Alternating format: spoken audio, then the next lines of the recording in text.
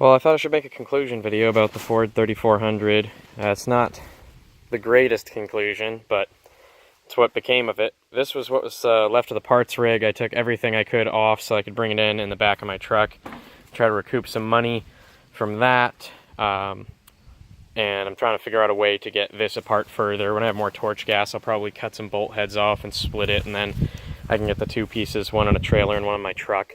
When I got it running on propane, it knocked pretty badly and smoked really badly. You could tell it had lots of blow-by, and I got the cylinder head off. It's just set back on temporarily for now, and in the top of each cylinder, where the top ring had been stopping, there was a deep groove. You know, it's just worn out, and you know, it says,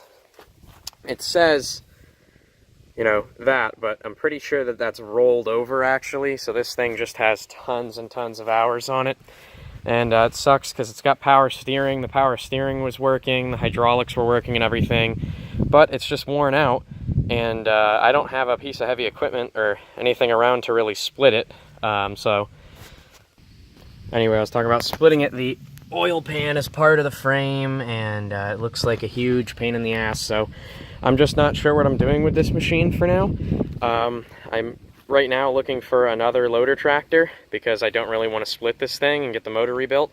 It isn't a wet sleeve motor, so I cannot just pull the sleeves out of it and rebuild it in the driveway, or I absolutely would do that. So if you're buying a tractor, always look into, it's better if it's a wet sleeve motor, so if it's worn out, you can rebuild it right in your driveway at home. You don't have to get the block out and get it in for machining.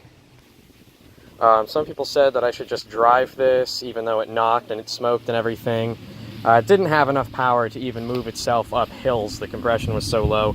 It was 100 psi in the rear cylinder and something like 40 to 50 in the two front cylinders. It didn't have enough power to get out of its own way. It would be completely useless as a tractor.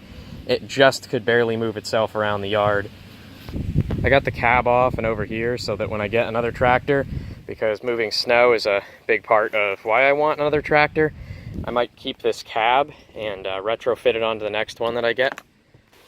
And you know, part of the other reason I don't fix it is when I got these two tractors, the parts rig and this, for $1,500, that was the only available loader tractor that might have been fixable and usable for under $2,000 I could find, which is really what I got to spend. And now, of course, as soon as I got this, a couple months later, go online and there's tons of loader tractors that are running for under $2,000. So you might see more of this project, you might not, kind of depends how the next, I'm going to try to get another tractor. If that one works out good, this might get junked, this might sit a while and get a crazy motor swap into it, or get turned into some kind of a wild log skidder or something.